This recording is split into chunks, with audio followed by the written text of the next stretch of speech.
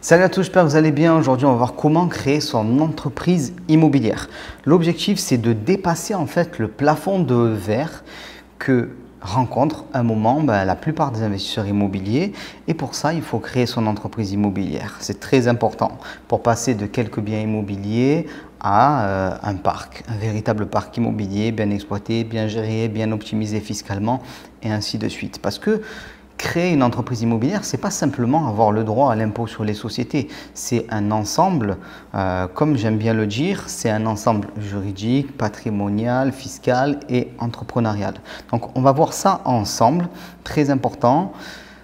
Mais avant de commencer, sachez que vous n'avez pas de limite en fait. La seule limite que vous avez en fait, c'est vous-même. C'est pas la banque qui va vous limiter, c'est pas le marché, c'est pas les tendances. En fait, c'est vous-même et votre structuration, ce que vous allez faire et qu'est-ce que vous allez définir comme objectif dans votre entreprise immobilière. Il n'y a pas de plafond à l'entrepreneuriat, il n'y a pas de plafond à la création d'une entreprise immobilière. Quand on vous dit que vous êtes plafonné par les encours bancaires, c'est autant vrai que c'est faux parce qu'il y a plein de méthodes pour contourner tout ça et bien sûr des méthodes légales. Donc on va avoir les 4 points à maîtriser pour commencer ou recommencer du bon pied l'immobilier avec son entreprise immobilière. Très important.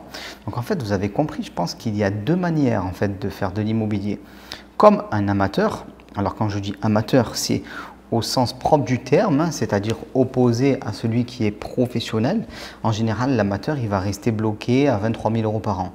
Il va rester bloqué à la fin du LMNP ou il va rester bloqué au régime microfoncier à 15 000 €, voilà, ce genre de choses. Et il va essayer d'optimiser chaque petit régime à gauche, à droite. Et il va rester bloqué dans les limites de ce que l'État a décidé pour lui. La fin des optimisations, la fin des premiers régimes en fait fiscaux favorisés, donc le LMNP à 23 000 €, le microfoncier à 15 000 € et ainsi de suite. Et il y a une autre manière de faire de l'immobilier, c'est comme un professionnel en créant une entreprise et c'est ça que l'on va voir. Alors premier point qui est particulièrement important, votre entreprise immobilière, elle a une vision et des objectifs. Vous devez avoir une vision. Alors une vision à 1 année, à 3 années, à 5 années et à 10 années. Voilà, très important. Alors bien sûr, vous n'allez pas avoir une vision à 10 ans lors de vos premières recherches immobilières ou même lors de votre premier achat immobilier. C'est quasiment impossible, à moins que vous ayez été entrepreneur pendant de longues années avant et vous êtes en capacité d'avoir une vision pour créer un business. Mais en général, la vision des 3 ans, elle arrive au bout de la première année. La vision des 5 ans, elle arrive au bout de la 2e année. Puis la vision des 10 ans, elle arrive à la fin des 3 ou 4e année. Donc c'est au fur et à mesure, c'est en faisant que votre vision va se développer. Donc si aujourd'hui je vous dis ayez une vision en quelque sorte et vous n'êtes pas en capacité, c'est normal.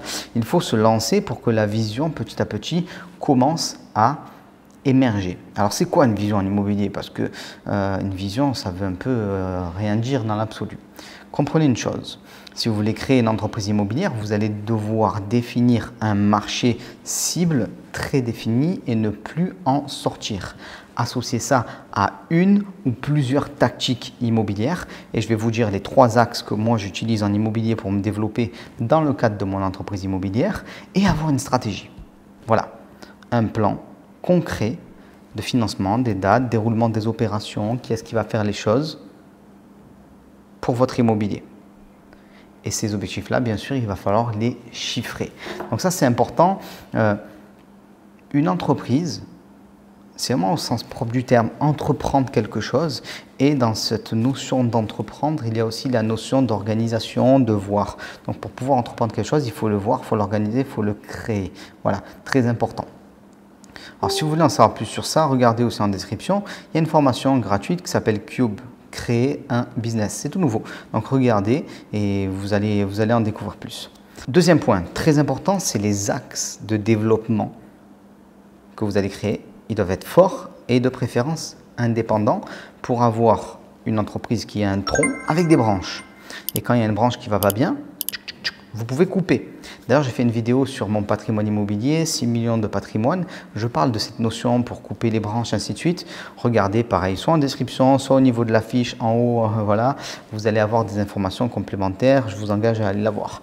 Donc moi, au niveau de mon entreprise immobilière, j'ai développé autour de 3 axes.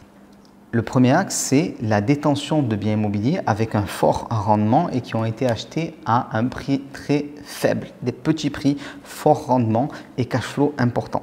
Donc c'est de la location de courte durée et c'est de la location nue. Voilà, location de courte durée, pourquoi? Parce que dans mon marché, c'est très rentable et location nue, c'est intéressant quand on achète un immeuble et qu'on le redécoupe, on fait des petites surfaces par exemple. C'est quelque chose que j'ai fait il y a peu de temps. Donc ça, c'est intéressant parce que ça nous permet d'avoir des rendements qui sont élevés, mais pas de gestion derrière, rien de particulier.